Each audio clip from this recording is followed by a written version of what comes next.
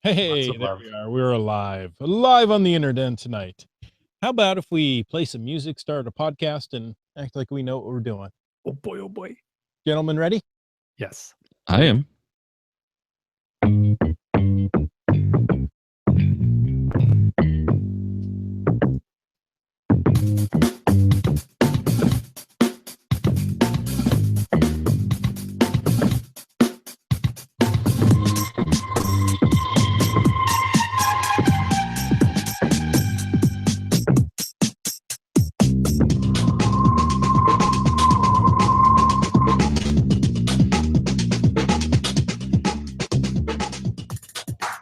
You found us. Thank you for joining us on a Thursday evening, and welcome to Caching in the Northwest. This is the only podcast dedicated to geocaching in the great Pacific Northwest. We're going to talk about caches and cachers unique to this little corner of the country.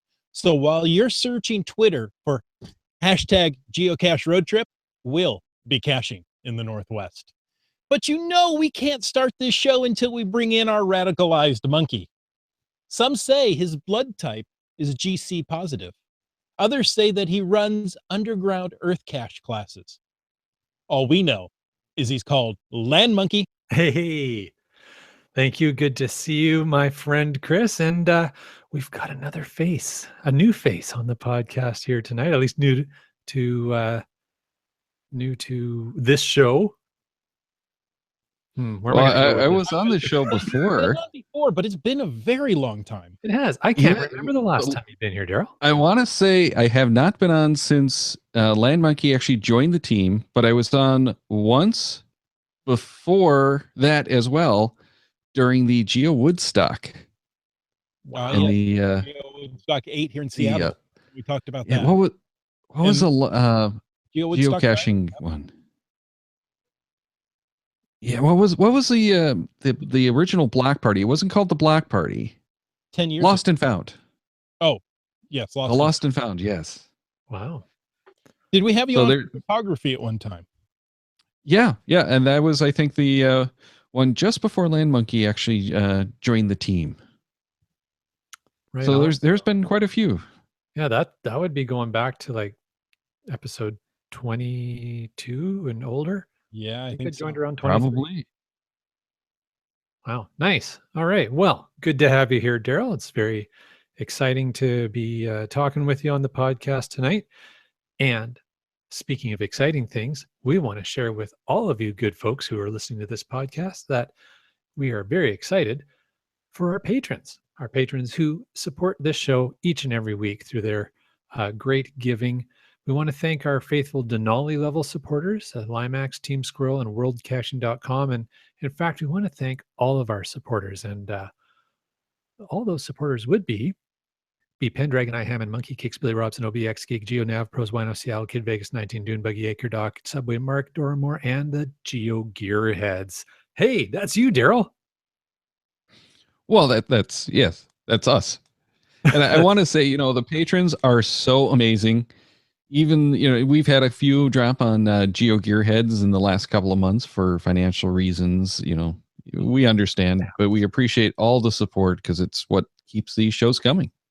It's awesome. Exactly. Yeah, we really do appreciate you guys taking the time. And if you want to learn a little bit more about what that means to support the show, really only needs to cost a couple of bucks a month, I think. It's really not a big commitment, but every little bit really helps us to put on these shows every week. Click on the Patreon link on the cachingnw.com website, and you'll learn all about it, and see if it's something that you're willing and able to do to help us out. All right. Well, you know what? For tonight's show, we're going to recap some adventures from this past summer, and we're going to discuss what we learned about our hashtag geocache road trips and how to make them even more awesome and amazing in the future. Howsoever, before we get started, as we always say, geocaching.com has spent many hours updating your profile page while you sleep, and Caching in the Northwest wants to help you get back at them by changing it to be customized in a way that is very unique to you. And how do we do that? Well, you submit a glow or a geocaching log of the week, and you are going to get your very own glow badge for your profile page. So whether it's you who wrote it or read it, We want to hear about it. Great logs simply make geocaching better. Send an email to feedback@cachingnw.com. Call into 253-693-TFTC or use the voicemail tool on the website and show us how you glow. Right on. Thanks, Darryl. Man, you read that like you're a regular on this show. So not very well? No, like you're slotting right in Jim's spot here. I don't know. He's gonna have to watch his back. Ooh, I read it gym quality. Wow. Yeah. Would you consider growing a large mustache? I'm sure that Google will help me with that. There you go. There's a project to work on. All right. This week's glow is submitted by Bounce. I believe it looks like it's a glow on one of his caches, and it's written by MC3 Cats. That's one of my favorite rappers. All right. So the story goes, I was sitting at my trusty pewter looking at the .com website. Yeah, like what else am I going to do? Watch TV? Right. Stuffing dominoes down my throat when my GeoBud Terrible Tease fires up the iPhone. He says, "Hey, got a 9-volt battery?" I said, "Yep, I use them in the smoke detectors in the house, and I try to keep extras around." He says, "Bounce has a cache downtown Covington way that requires a 9-volt, and I don't have one on me." I think to myself, between pizza bites, a cache that needs a 9-volt. I got to see this. Out loud, I say, "Yep, I got one. I will head on down." So, with Jim Ladd tuning some killer Superman tunes on the Deep Track station on satellite radio station, I hightail down to Covington. I get down there to find Tease chilling under some garlic. Yeah, you read that right. Garlic. Anywho, the cache is just sitting making faces at us. Well, okay, not literally, but figuratively. So we put Mr. Duracell to work. Bingo! We begin to see the light. Tease figures out the magic code and we are inside. But wait, what's this? Yet another gate we have to get through? Geez, Bouncy, you are killing us here. So we go to work on the second stage. Took a lot of trial and error and then yet some more trial and error before we get past the second gate and obtain the prize. Geez, after all that hard work, I need to head home for a beer. But before I do, I better hit the Yum store for another cache. Thanks, Bouncy, for a killer hide. Love the garlic, by the way. TFTC. Garlic at a cache. Now, I love garlic, but fire's involved there. Well, probably not if there's garlic. Oh, good point. Good point. Hey, if you've got a milestone cache that you're celebrating, why not share it with the entire NorthWest community? Call into 253-693-TFTC, or as we say each week, use that handy dandy voicemail tool right there on the website. Now, we've got a new contest. At the end of October, we're going to raffle off some amazing prizes, and you're going to want to get in on this contest. Summer is coming to a close. In fact, today is the end of summer officially. Welcome to autumn. I know. And, weather changes in the Northwest just like this. So It does. it's back to work for some and back to school for others. And we know many of you wish you were caching instead. That's right. So share your thoughts and win. It's just that easy. All you have to do for one entry each time is post original content to Twitter, Facebook, or Instagram using hashtag wish I was caching. Or you can also use @wish I was caching. That's right. We got both of them. They're ours. You can't have them, but you can use them. All right. Tell us how, why, or what you'd be doing right then and there using hashtag wish I was caching. Upload a photo, have fun, be creative, and you will get one entry per original post. But there's some of you where one entry just isn't enough. So we'll increase the odds of getting you that awesome prize by sending audio. Yes, if you send in audio and we'll play it, and we play it on Caching in the Northwest, telling us your hashtag wish I was caching thoughts, ideas, adventures, or even woes into the contest. So send us audio. You'll get those 2 entries. Play it and hear your voice right here on the podcast. Now, you can send us audio by calling 253-693-TFTC using that audio widget on the website. You know what? You can even record it in your smartphone and email it off to feedback@cachingnw.com. Very cool. Looking forward to that. So if you have any questions about it, you know what? Why don't you use hashtag wish I was caching and ask us a question on Twitter or Instagram or Facebook and say, hey, I want to be a part of this contest. How do I do it? And we'll explain the parts that maybe you missed or you didn't quite get. But it's easy. Just use the hashtag. Tell us what you wish you were doing, why you wish you were caching. Tell us about some great idea you have for geocaching, and you're in. You're in for one of those amazing prizes. All right. In like Flint. There you go.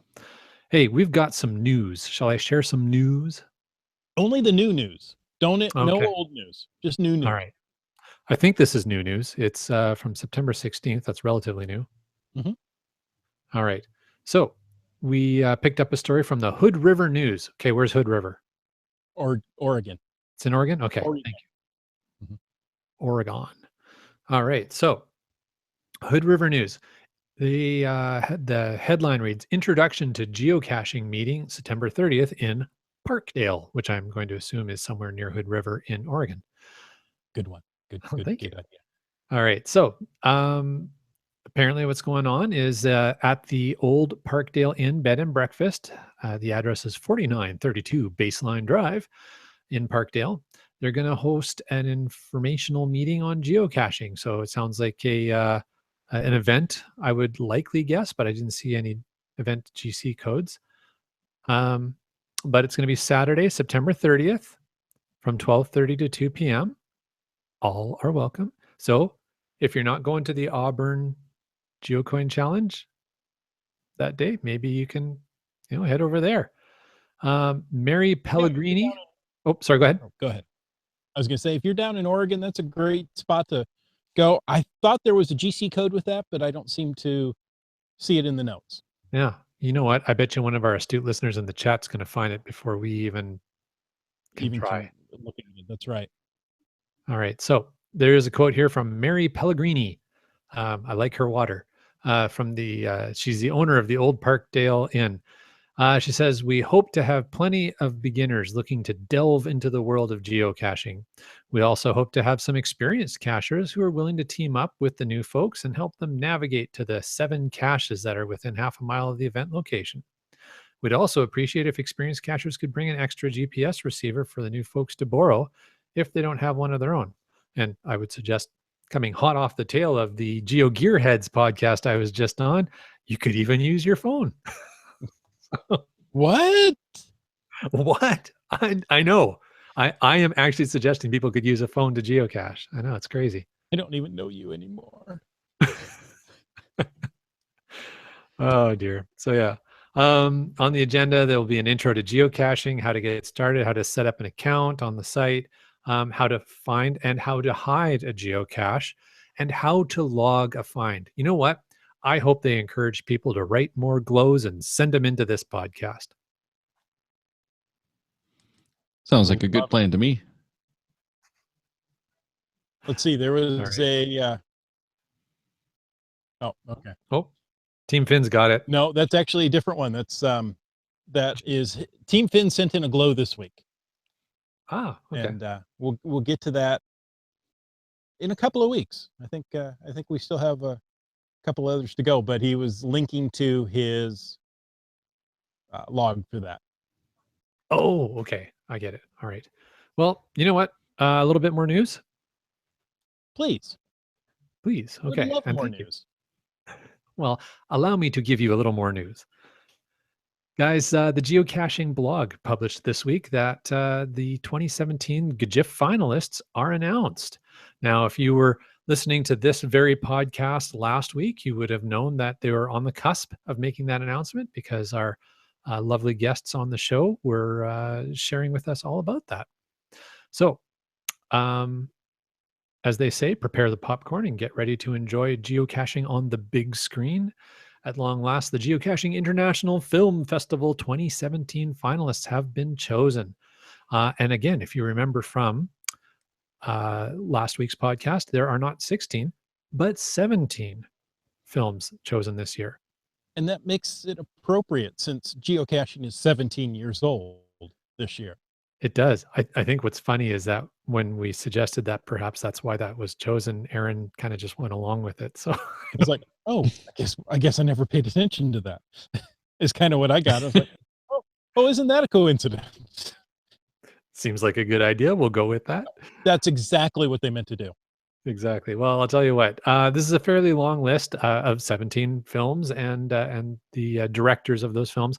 We'll share that list with you guys in next week's episode, just in the interest of moving along to get to a little more content tonight. Right. Hey, Darryl, do you have a GIF event near you on a big screen? Well, I'm not really sure what we've got around here for the GIF events, but I'm probably going to go to Canada for one. It's not going to be a very big screen, but at least it's a screen, and it's in a foreign country. Oh, like that. Because I'm going to put the international in the International Film Festival. Yeah, Nice. There you go. That's what you got to do. Exactly. I figure we have to do it when we have the chance, because this is the first GIF event that I know of where I can actually make the Canadian version. Very nice. Interesting. But we got some email, and this one comes from Alaska ER Doc, or should I go with Acker Doc? Which do you guys prefer? I think he's fine with that either way. Yeah, I just like Acker Doc because it sounds funny. It does. But greetings from Alaska in the far Northwest. I just listened to your show about first aid kits. It was a really good show. Thanks for your great podcast. I have a couple of suggestions. One, if you have a cut, don't clean it with alcohol or iodine. They kill the tissue in the wound. Think about what happens to an egg when you drop it in alcohol. Just clean it out with soap and water. If you have soap, otherwise, just rinse it out with water. Then cover up the cut with a dressing. You can even close it with strips of duct tape.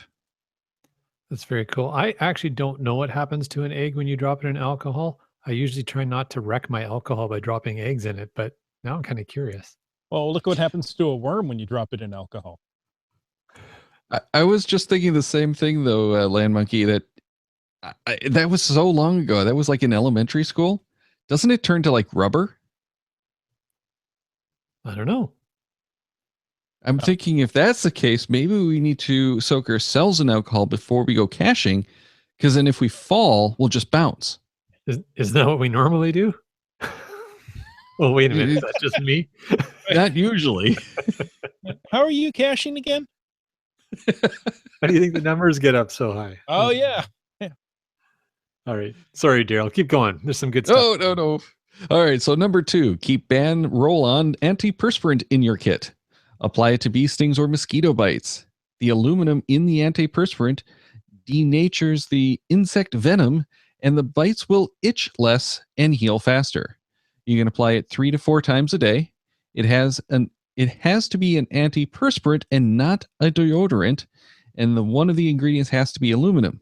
My learning this is a long story that taught me that I need to listen to grandmothers.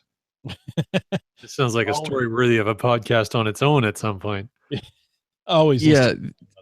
I really want to get Alaska ER Doc on one of the shows and talk to him at some point, because he does sound like he has some really amazing stories to tell. Then his third tip is keep some wooden matches in the kit. If you have small stickers or splinters, and I'm assuming by stickers he doesn't mean the ones that you like put on the pages of your elementary students. Wet the match head and rub it across the splinter in the direction that will pull it out. Don't go in the direction that pushes them in further. Again, sounds like another good story. The moistened match head produces a lot of friction against the splinter and will pull them out most of the time. Wow. Now, I have never heard that one before, but it makes a lot of sense. It does. That is 3 really, really good tips, and they are going to be used for my first aid kit this weekend. Like, that's awesome. Yeah. I'm just wondering though, now that I read that last one, is this one of those tricks, like, putting your phone in the microwave to charge it? I'm sorry, what? Oh, yeah. That's one of those big internet jokes. What, about a year ago? Does that sound right, Chris? Year and a half. About the time the new iPhone. It was one of those. It was one of those life hacks that made it onto a whole bunch of Facebook groups. If you put your phone in the microwave, your iPhone in the microwave, it will charge. And of course, people have tried it. Of course they have. Yeah. Oh, people, smarten up. Hey, everyone's heard about wireless charging. Yeah. I fully expected that to be the next round again with the iPhone 8 and 10 because it now supports wireless charging. People, keep in mind, your microwave is not a Qi charger. It is not compatible with the iPhone. It is not. I put cheese in my microwave all the time. Yes, but it's a cheese melter, not a cheese charger. Gotcha. Is there a difference? It's going to be a cheese grater. Yeah, it requires a credit card if it's going to be a cheese charger. Oh, gotcha. Cha-ching. Ka-ching, ka-ching. Oh, bad jokes. Oh, Darryl, thank you so much. Laimax in the chat there says it's past midnight for you. So thank you for coming on the show. I really appreciate that. Well, I don't know if you should say thank me yet, because, the jokes only get worse from here. Oh, in that case, tell people where they can find you, where you tell maybe somewhat better jokes when you're more awake. Well, I don't ever tell good jokes. Oh, so, never mind that. But yeah, you can always find Chris and I on geogearheads.com. It's Geogearheads is the other podcast that Chris does. And it's actually the only podcast that I do on a regular basis right now. Cool. And, lots of great information on Geogearheads each and every week. I know most of you know about it, but, go check it out. And every so often, there's the silly Canadian that comes in and tries to take over the show. Every once in a while. Well, I have to say thank you to the silly Canadian tonight. I had a family issue come up and couldn't make the show. So, Land Monkey, thank you for filling in for me. I appreciate it. No problem, buddy. It was my pleasure. It's always fun to hang out with Darryl, and I get a double whammy of Darryl tonight. So there you go. Which isn't a good thing. But I also want to thank you in advance for next week when you're going to come back and help us celebrate our 300th episode with another one of our favorite randomized shows. Yeah, good point. And 300 episodes is super impressive. That's amazing. You guys have gone 300 episodes. Well, the trick is to get to 290 and then just take them one episode at a time. Well, we've done many more than the 300, but with all of the dot whatevers, right. we're just too lazy to count it up. So we're just calling it 300 episodes. Nice. Well, it is an honor to be asked to be on the 300th episode, along with one of my favorite people to co-host a podcast, as well as which is Shermanator 18. And on top of that, one of my other favorite people to talk to, who I haven't talked to in ages, and I'm so excited to hear from him again, and that's Mark from the UK. Yeah, and we're hoping that he's actually going to be awake for the podcast this time. Oh, that's funny. Awesome. Darryl, how many times have you invited Mark on the show? And how many times has he showed up? I couldn't even count how many times he's been invited on, but there's at least twice that he's been asleep for us. And I think once for you on this show too.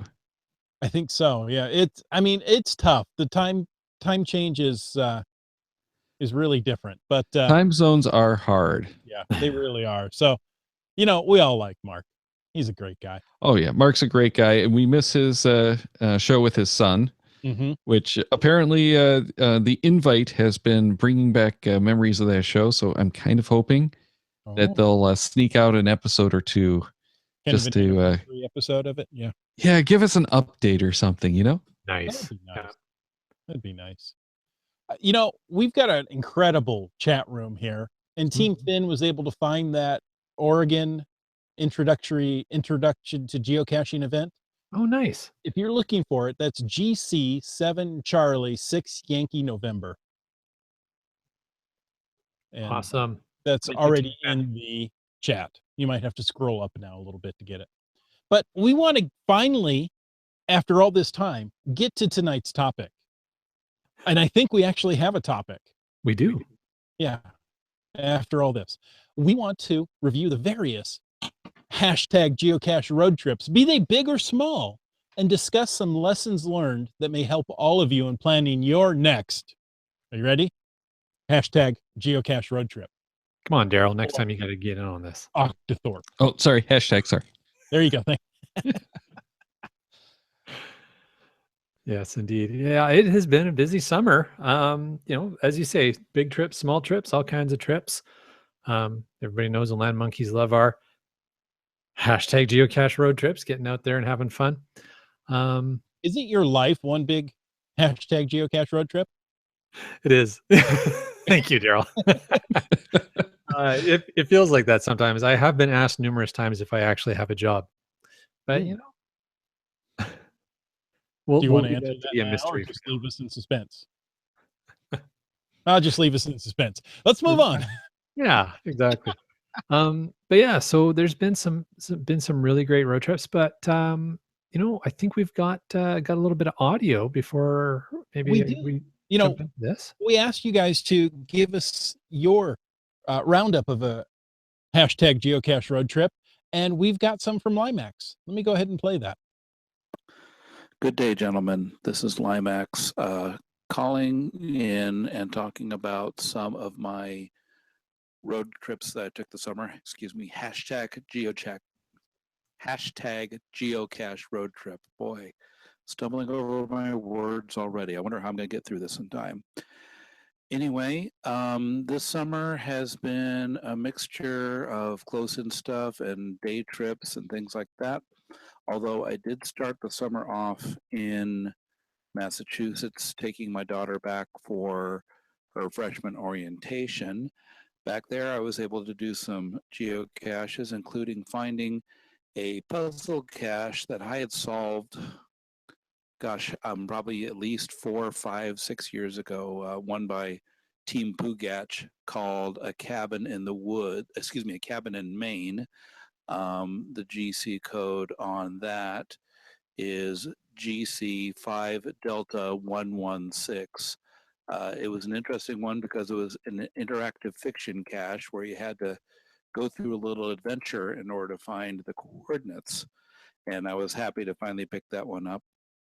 And I picked up some other caches in Maine, as well as making a trip up to Livermore, Maine, so that I could actually see some of the stuff up there that I hadn't seen in a while. Found quite a few caches up there. Visited the outside of museum that wasn't open, unfortunately, and it was too bad because that would have been one that would have been neat to visit. Later on in the summer, I got a chance to go to Big Basin Redwoods, which I had not been to probably at least 5, 6 years or so. It's down in the Santa Cruz Mountains. Went there with my daughter, who was doing some photographs for a school project that she had to do, and she just wanted some shots of the redwoods and things like that. So we went down there, did quite a bit of geocaching out there, hiked around. Probably picked up about 10 or so caches, some which took me a little longer than others, but a nice variety of caching there. Have a lot more left to do in that state park. There is a ton of caches, and it really is not possible to get them all in a day, which means I've got some more trips planned, especially on some of the DNFs that I had, that I'm going to have to go back and see if I can find. Only saw 2 banana slugs on the trip, and both of them were quite lethargic, unfortunately, so we didn't get to see them move around at all. I also made a quick trip up and down the peninsula to pick up some more caches by a prolific cache hider that had a series of February 29th caches that he put out last February 29th, and I'm still in the progress of finding them all. It was actually my first time back to Candlestick Point since they tore down the stadium, and boy, that was hard for me to see. Later on in July, Wino Seattle came down, and he and I got to spend out some time. So it was his geocache road trip. I just happened to drive up and meet him, and we got together and we did some caching, and it was a heck of a lot of fun. It was really great seeing somebody from the Northwest come down and being able to hang out with them. Gets a little taste of the Northwest for me, although we're talking triple digits in the Central Valley. So. And let's see, later on in the summer, really didn't do a whole lot of traveling. There was a lot of stuff going on around home, although I did take some time after work one night and did a tiny cache run in a little park. And I found so many great gadget caches and interesting caches on there. I used up the rest of the favorite points I had left just in that run, and I think I only found 12 caches, one of which was the one that I had spoken about on my last milestone. And currently I am back in Boston, or actually in Massachusetts. I'm actually not in Boston. Haven't done any caching really this trip. I've been busy trying to get my daughter ready to go to school. She had her first day today and tried to find a cache today, and actually was one that I DNF'd 5 years ago, and I DNF'd it again today. I'm going to be heading up to Vermont here within the next couple of days, and so I'm hoping to do some caching up there. And I can see this has become a very, very long message. So not very many geocache road trips, a couple flights across the country, but did find some quality caches along the way, along with those park and grabs that everybody seems to like. Have a great day. Bye. Thank you for calling that in. And, yeah, he's saying in the chat, it's hard to hear your own voice. And I feel that same way. I listen to mine every week. Darryl, do you get tired of listening to your voice? It's so tired, but you get used to it. That's true. That's true. There you go. It's good stuff. Well, yeah, thank you very much, Laimax. And again, we encourage everybody to send stuff in. So I guess that's 2 entries for Laimax, isn't it? Exactly. There you go. Hashtag geocache road trip. There you go. And you don't even need to make it as thorough as Laimax's audio was if you don't feel you've got the time or as many ideas to share as he did. If you want to make it even short and simple, we want to hear you. We want to hear you guys. And maybe you don't want to hear your voice that much. Well, then post a whole bunch of entries on Twitter. Then you don't have to hear your voice at all. Yeah. It all just counts. Your words. Just the words. The words are important. Well, in the chat as well, talking about some of the hashtag geocache road trips people have been on this summer. IHAM shared that the GCBC trip, that was the Monte Cristo ghost town that we did as a podcast crew and listeners and friends. He said that one was a blast, and that was. We had so much fun with everybody who came up there. In the past, there was a bigger blast there. Yeah, fair enough. Dora Moore said that she learned something important this summer.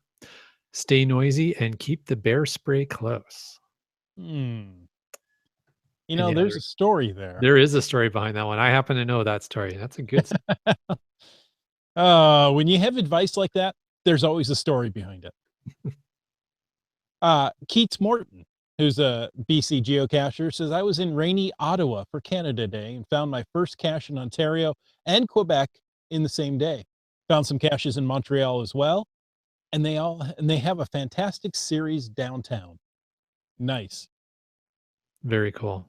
Very cool. Darryl, have you cached in Quebec? No, the only place I've cached in Canada has been Ontario. Right. And it's mostly between Windsor and Toronto. Well, that makes sense given where you live. Yeah.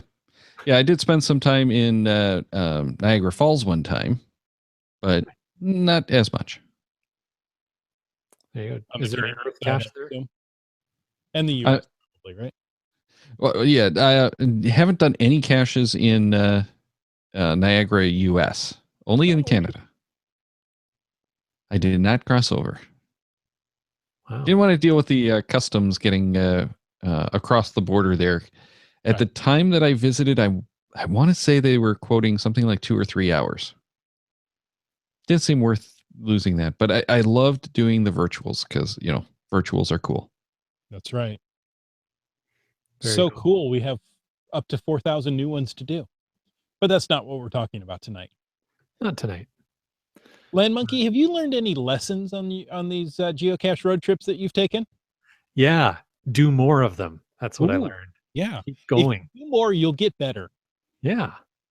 Now, you know what? One of the key things that I would say that I have learned, and not specifically just this summer, but over time, and I'm practicing getting better at it, is to not, as I call it, overcommit. Whoop. I think we overcommitted Darryl. Uh, he said, "That's it. I'm going to bed." Well, I don't blame him in the least. Oh my goodness. Hopefully all the technology is okay for him there, but I'm sure he'll pop back up. Yeah. So don't, as I say, don't overcommit. And what I mean by that is, how many caches that you think you're going to realistically find on your road trip. Make sure you insert some time to travel and relax.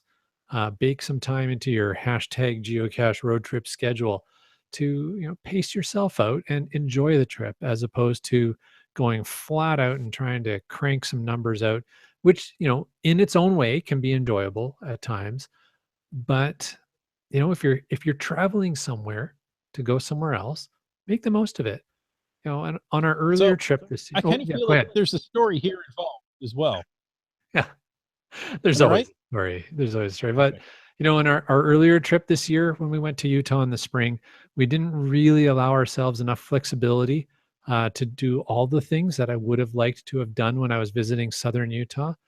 Kind of felt crunched a few times time wise with our driving through Utah. We saw so many amazing places, and I really want to go back now, because we had to whip through some of the spots where I would have liked to have spent more time. Mhm. Now, our longer hashtag geocache road trip that we just finished this summer, thank you. We applied that lesson, and we were able to really enjoy some really cool spots um, throughout northern Utah um, and Idaho. And yeah, just had a fantastic, fantastic trip this summer. And Nice. it's just all the more enjoyable when you can balance out the going after whatever your goal is, whatever geocaches your goal is. And we hit a bunch of goals this year. I mean, that road trip alone, we got our highest elevation cache, which was 3,000 meters, which maybe isn't terribly high to folks who don't live on the coast, but living at sea level, 3,000 meters is pretty good. In addition, we completed our Jasmer. We completed the Utah Geo Tour, a few other achievements that through that adventure. So we had a goal. We had goals, geocaching related goals, but we also made sure we had time to visit some folks and do some things. I got time to visit with a friend from the Olympics in Salt Lake City, so that was cool. Nice. Yeah. So yeah, Nice. Now you finished the Utah Geo Tour, so your bright orange coat is on its way, right? the jacket is on its way. Good. Okay. I'm not committing to the color. You got to admit that's pretty amazing for a Geo Tour to send you a jacket. Not to mention the 29 patches. Is that right? 29 patches, a geocoin, and a jacket. Yeah, unbelievable. Yeah, that's impressive. That is really amazing. I've yet to complete any Geo Tour. I've started 2, yet to complete any of them. But at most, I've seen you get a coin at the end, Which is still great. Oh, absolutely. I'm definitely doing it for the coin. I still want to do the what is it called? A donut geo tour in Ohio. Yeah. Yeah.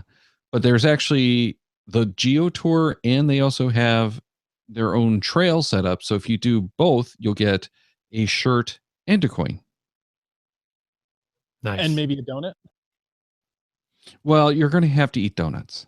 Okay. That's just mandatory. It's a donut trail. You have to do the donuts. Nice. You know, Wits End couldn't be with us tonight, so I took him out to lunch this week and asked him, about this very topic. And what came to front of mind for him was the hashtag Geocache road trip that we all took to BC for Canada Day. And there, Mr. and Mrs. Land Monkey were very gracious and drove us, 500, was it 600 kilometers in a day? Yep. It's like 18,000 miles. You called it the weird looking maple leaf was our route. That's right. It was funny because it kind of shaped like a maple leaf. It took us to several gold country caches. And Wits End was able to do his very first Where I Go. In fact, that was a Land Monkey Where I Go. So we went where Land Monkey has been. Yeah. It's like where he's been. Yeah, that was a lot of Where fun. Monkey Go? Where Monkey Go, yeah. Where Monkey Go. Ooh. Not always a good place to go, Where Monkey Go. No. No, but it does sound like a good name for your next Where I Go. It does, doesn't it? So yeah, that was a great road trip. The times I've been across the border have been very smooth. We use the website and pick the least active border crossing at the moment, and cruise through in under 15 minutes. Nice. So yeah, we definitely do a lot of border crossings on our hashtag Geocache road trip. And if there's one thing we learned early on in our geocaching career, it was to get a Nexus card. Mm-hmm. Oh my goodness, does that make life easier? Oh, okay. Interesting fact. Wits End's looking into getting a Nexus card. $50 and an interview. So we're a little south of the border, and in King County, you can get one at the airport there. And he said he could get an interview within 3 or 4 months was the next opening. If you were willing to drive up to Blaine, you could get one the next day. All right. What? How many interviewers do they have in King County compared to Blaine? Anyway, I thought that was interesting. That is interesting. Now, I've done a couple of hashtag geocache road trips this summer. Of course, there was the Ape event. That was the event to hit this summer with the return of the Ape cache and the Ape icon, and there were a good number of people there. I know a lot of people came in, quickly found the cache, and then moved on out of the area. And some people stayed for the entire day. It was a fun. I like those Ape events. They're very low key. There's no vendors. It's just geocachers talking with geocachers. Hey, on that note, Darryl, I'm curious, have you ever found an Ape cache? I found the Ape cache before it was archived with Chris, actually. Nice. No, No. not with me, Darryl. I thought you went on that one with us. I had already found it. Oh, okay. But yeah, when we did that Lost and Found event was the very first Ape event.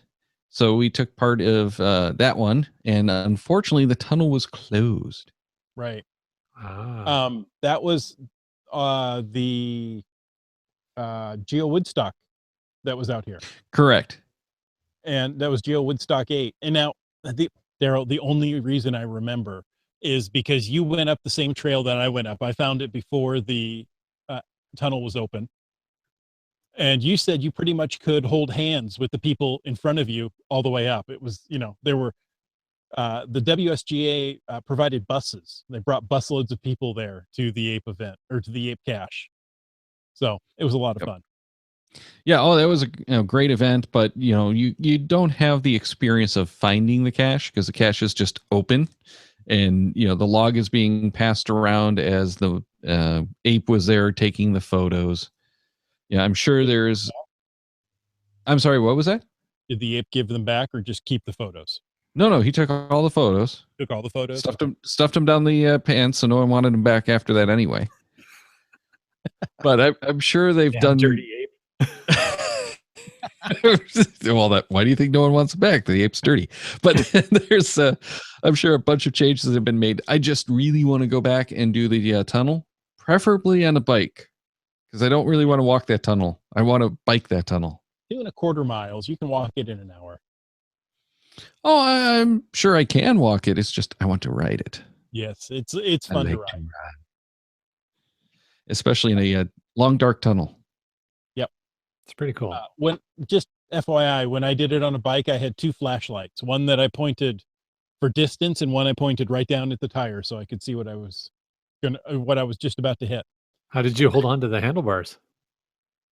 Oh, should have done that because I hit a lot of I was things. gonna say you would hit fewer things. When I was going out for rides at like 4 and 5 in the morning, which is the best time to go for your bike rides if you're just going out for a ride because there's almost no one on the roads.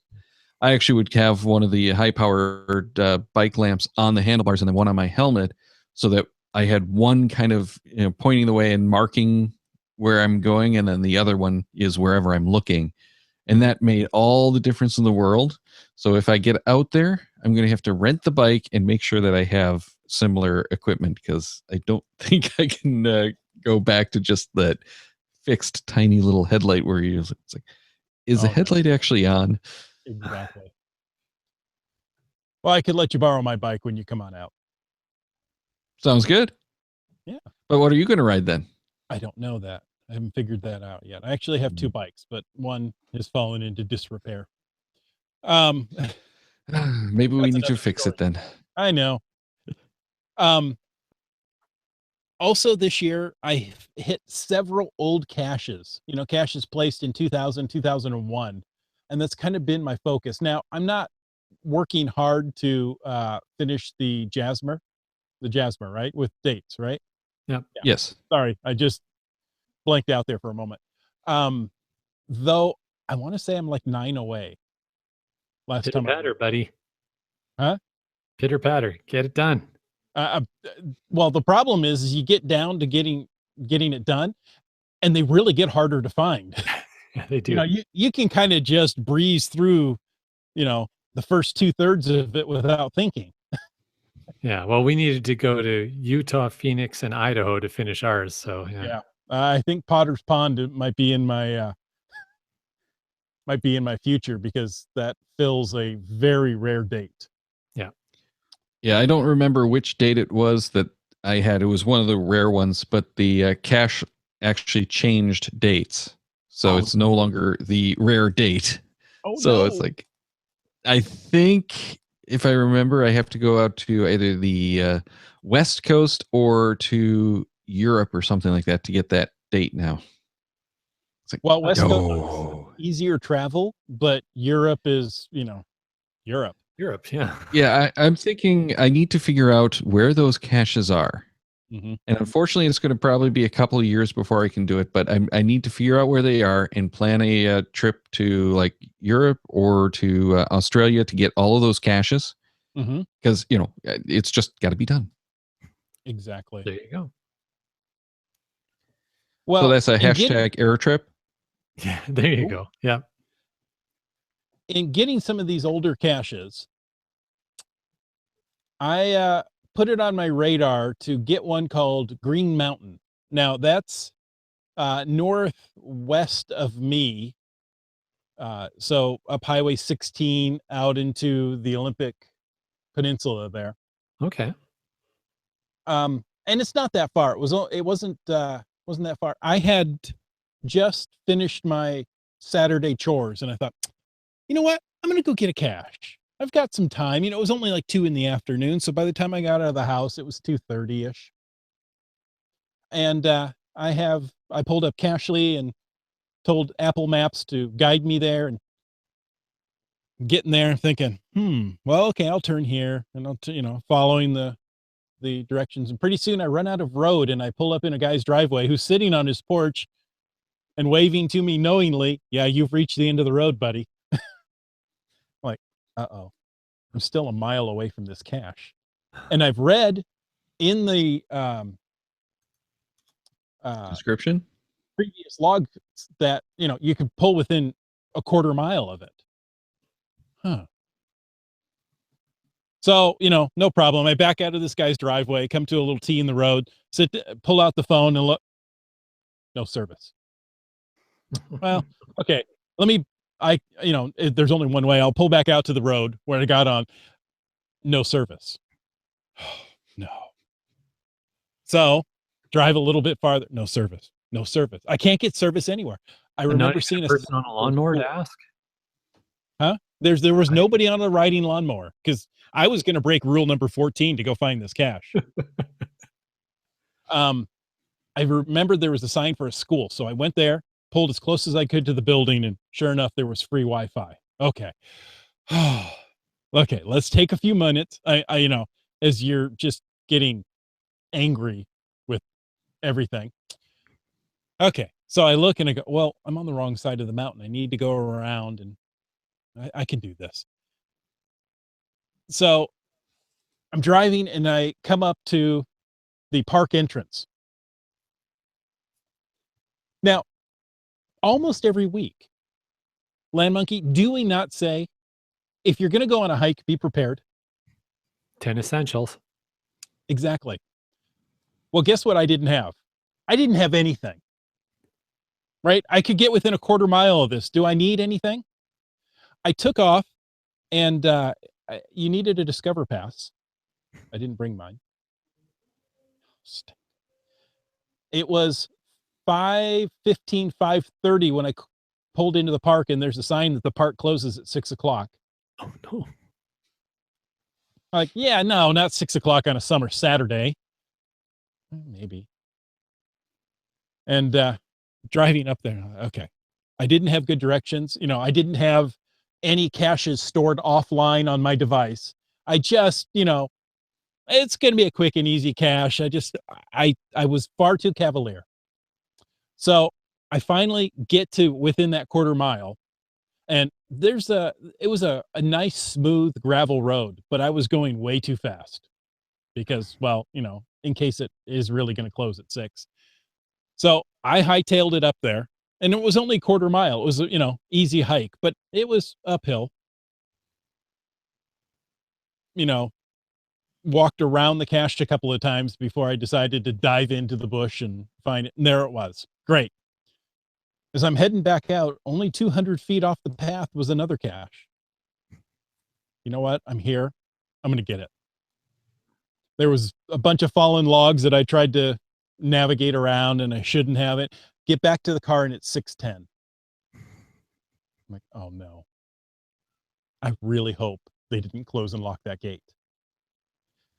So I'm bombing down this gravel road at 30 miles an hour. There's no one else around. And I come up to a corner, and there's a truck pulling a house, taking up the entire corner.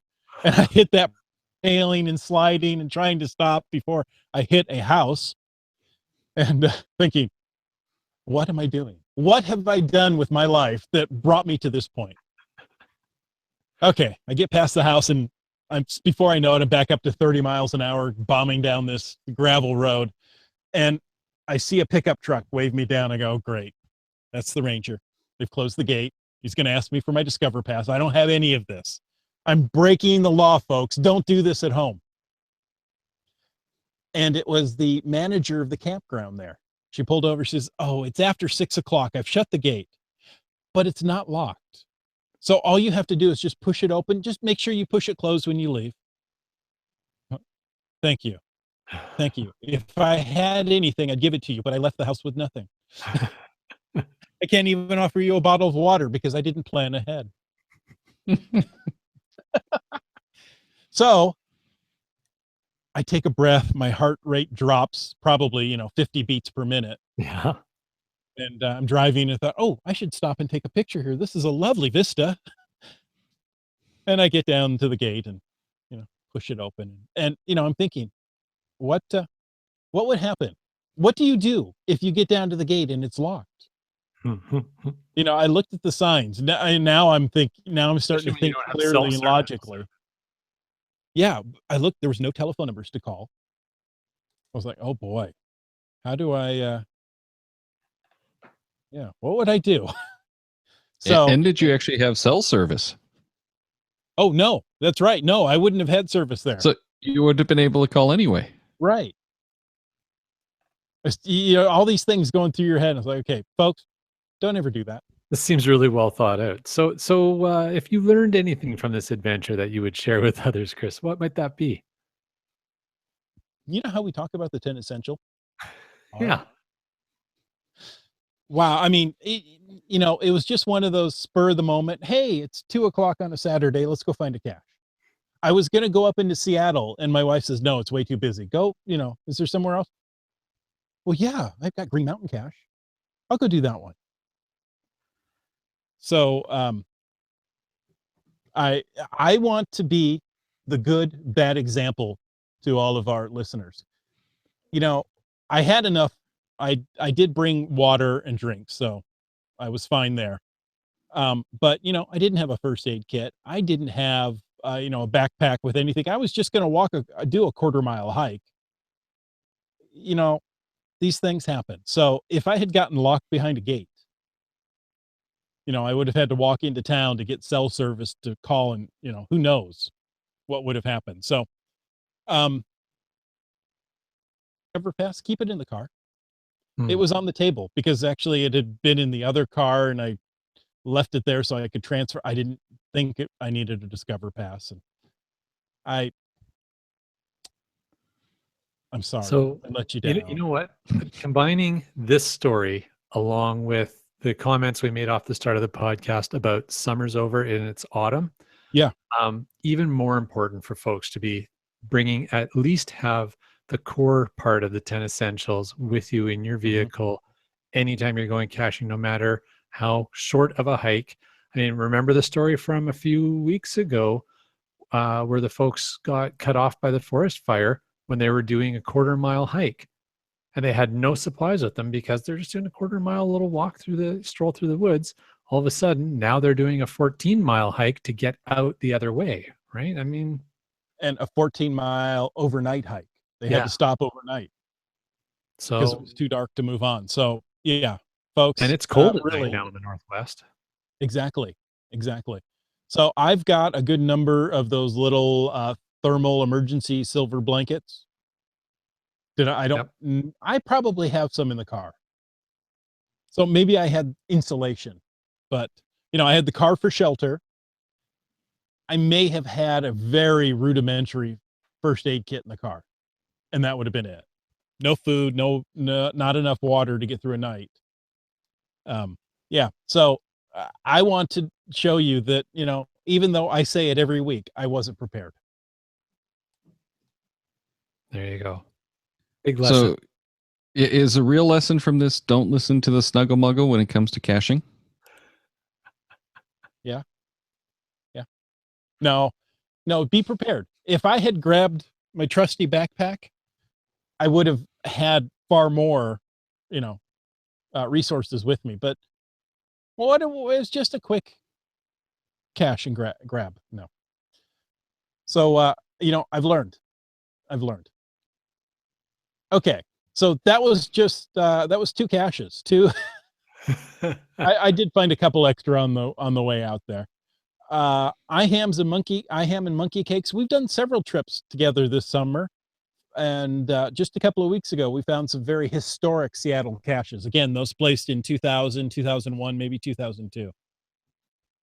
Nice. And we can't go on without mentioning again the Monte Cristo hike. That was a lot of fun. That was a lot of fun to GCBC. Right on.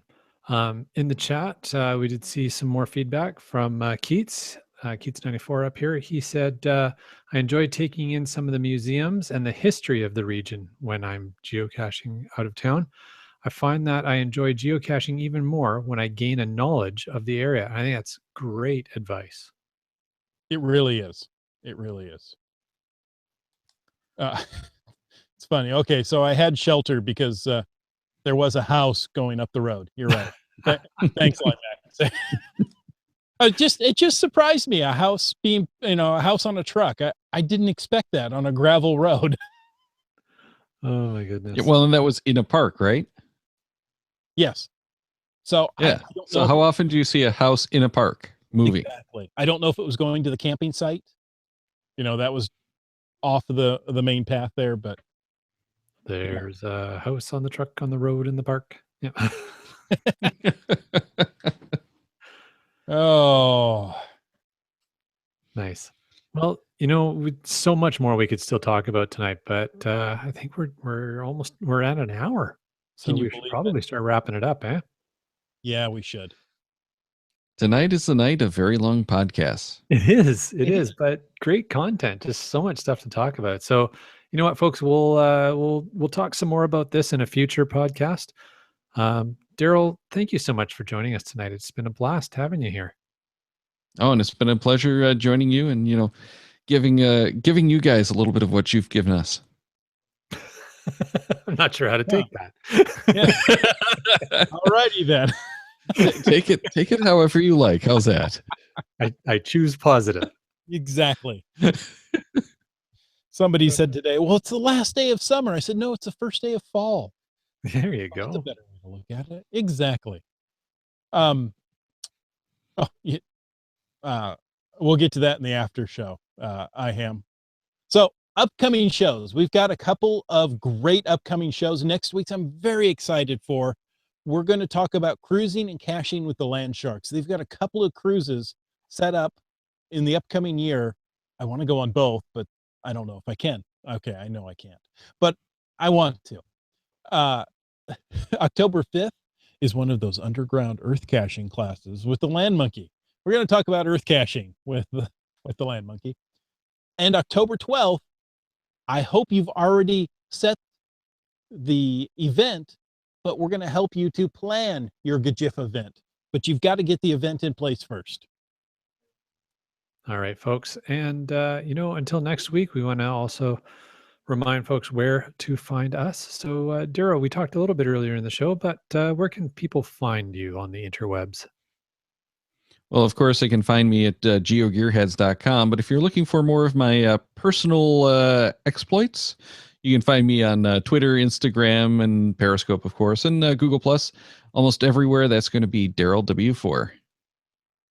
Nice. What about you, Land Monkey? Where can people find you? Well, Twitter, Instagram, Periscope, we're at LandMonkeyGC. That's where you can find us. And of course, always encourage people to search YouTube for Land Monkey, LANMONKEY, and watch any of our great geocaching adventure videos. There's plenty more to come from our #geocache road trip summer. Did you film every minute of your #geocache road trip? No, but there's lots of content and there's some good quality content, and nice. It's just taking me a while to get to all the editing. I completely understand that. And if you're looking for, how about you, sir? Look for me on Twitter, Facebook, Google+, anywhere you can find Caching NW. In fact, if you want to know more, head on over to cachingnw.com/hosts and read our bios and find all the links that we just mentioned. Very cool. And folks, we want to thank you for taking the time to listen to this episode of Caching in the Northwest. Remember that you can be blah, blah, blah. Remember that you can be a part of this show by calling 253-693-TFTC, leaving us a comment, asking us a question, or emailing us a copious amount of gasoline any time of the day or night. And of course, you can email us at feedback@cachingnw.com. Also, your support helps to keep quality shows coming. If you like this show and special guests like Darryl, please click the Patreon link on the cachingnw.com website. The show is licensed under Creative Commons Attribution 3.0 license, copyright 2017 by Chris Umfenauer. And folks, as always, encourage you to stay tuned for the after show. There he is. Hello.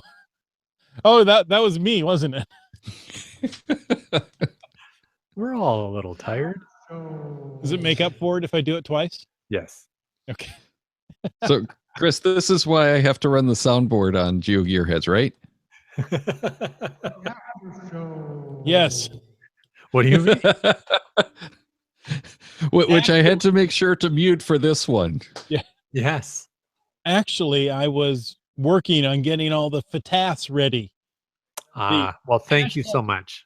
FTAS, or FTAS, for the after show, is something that we use in the chat there if people want to talk about things that are not necessarily related to the main topic, but it's just an opportunity for us to sit down and have a cup of coffee and talk. I don't think anybody should be having a cup of coffee at this hour. I think Darryl's already had too much. I have had no coffee at all. Darryl, it's late. It's you need to drop 1:07 a.m. If you need to drop off, we have no problems with that. You're always welcome to stay, though. Yeah, I should probably get going because I still have to make it to work in, about 5 or 6 hours. It's in a couple hours from now, yeah. Yeah. Well, thanks for having me on the show. Oh, it's been a pleasure. Thanks again. I'll see you guys a couple of weeks. All right. Or, well, next week. Next week. Yeah. Next couple of hours earlier next week. See, I'm way too tired for this show. That works. Hard to do math this time at night. Good night. See you then. Night, Darryl. I guess technically it's good morning, Darryl, isn't it? Yeah. And yes, sometimes I trust Siri too much, or, navigation. Okay. So let me talk about that. Apple Maps let me down. Apple Maps had no idea there was roads on the other side of the mountain. I had to use Google Maps. Google Maps popped it right up and said, "Oh, hey, how about going this way?" Yeah. Isn't that interesting? Yeah. So the two mapping systems are not identical. Clearly. Yeah. I mentioned something about IHAM earlier on our road trip that IHAM and Monkey Cakes and I took, finding some old caches. We found a cache that we wanted to give a favorite point to. Yeah. Even though it was a DNF. Oh, weird. Have you ever experienced that? Um, We went looking for the geocache elevated. okay. And quickly we came across the tot that the cache owner had left for us there, but we couldn't find the actual cache. In fact, we'd even done a phone a friend and said, "Oh yeah, it's it described right where we're right there now. There's no cache. That's a bummer." But the tot, the tool of the trade, was cool enough to warrant a favorite point in and of itself. So there you have it. And by the way, you can't award a favorite point to a DNF in case you want to try. Team Finn says October is coming. Make sure you mark your calendar for October 14th. That's the monthly food event. We're celebrating National Pizza Month and National Dessert Day at Mod Pizza in Ballard. And here's my real question. Why would anybody want to go to Ballard? I don't know. I don't know that I've ever been to Ballard. See, the locks are really cool. I've been to the Ballard locks and seen them. I'm assuming you mean like canal type locks. Correct. Okay. It's the locks between Lake Washington. I'm tired and I'm thinking it's Lake Washington, and the Puget Sound. So between the fresh and the salt water. Oh, neat. And yeah, so seen them years ago. It's fun. You can go there. There's a very nice park, and you can watch the boats, go up and down and through and all around. That'd be cool. For my parents' anniversary, I took them on a cruise through the locks, and that was a lot of fun to be on the big boat going up and down. So very cool. All right. I am going to jump in with a reminder from Dora Moore that coming October 13th, this is going to be a very, very cool event. It is the very first Metrovan Geocachers Night event. It's a GC7 APG9, and it is going to be worth coming to. We've partnered with the city of Richmond, BC. We have taken over one of the city parks, and it's that city park has a bit of a wilder section to it, and the theme of the event is why you shouldn't cache at night. It is on Friday, October 13th in the evening, and it's going to be amazing. So really encourage people to come out and just check it out, have fun, enjoy it. Now, I'm looking at the cache page and it says come prepared. Mm-hmm. You know, I could just come up there on the spur of the moment, you know, like, hey, it's 2:00 on a Friday. Why don't I go do a cache? You could. Yeah. Apparently I'm not supposed to on this one. Parking is limited. Carpool if you can. Yep. It's an outdoor event and it's going to happen rain or shine. We are in the Northwest, right? Yeah. You will be looking for 5 existing geotour caches in this park and see what happens to them after dark. You'll need a light. If you have a UV flashlight, that's even better. So donations to this and future Metrovan geocaching events will be gratefully accepted at the door. If you show up early, please expect to wait in the parking lot. No one will be admitted to the park before 6:50 p.m. Exactly. Yep. It's going to be a lot of fun. As Dora Moore says in the chat, things will go bump in the night. You've been warned. It's I'm not gonna spoil any of it, but I will let you know there'll be some indoor activity, some outdoor activity. They'll even if you have found the 5 geotour caches in that park, they change at night when the park is closed. No. So, and this is the cool thing. This is a park you are Joshing. not normally allowed in after dark. So, in partnering with the city of Richmond, they've let us have access to this park after dark and set stuff up and just make an amazing event for geocachers. So, really want to encourage people to come out and check this out. It's going to be just a hoop load of fun. Nice. Well, I'm looking at the map. I found 3 of the. I show 6 caches in that, but 3 are disabled. Okay. And those were disabled because the park had been closed by the fire department due to the dry weather we'd been having. And there looks like a very interesting geo trail heading to the south from that park that one might have to hit. There you go. Anyway, I may have to come up for that one because that sounds like a lot of fun. Awesome. Wow.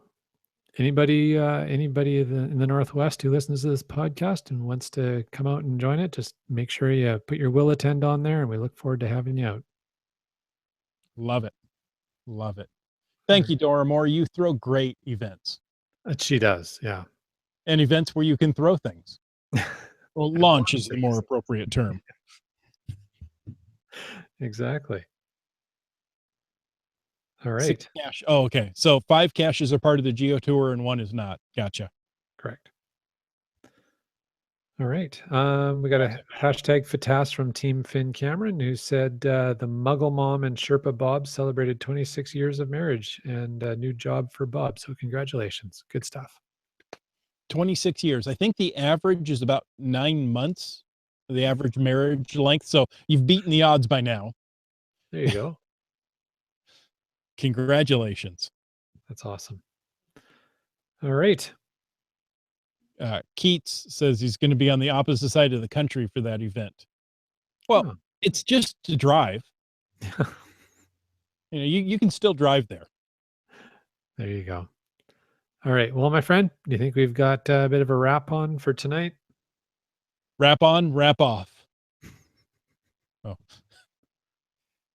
Folks, thank you so much for joining us. We really do appreciate it. And when you go out caching, always be prepared. Don't be like me. Let me be your good, bad example. And until next week, get out and get caching in the Northwest.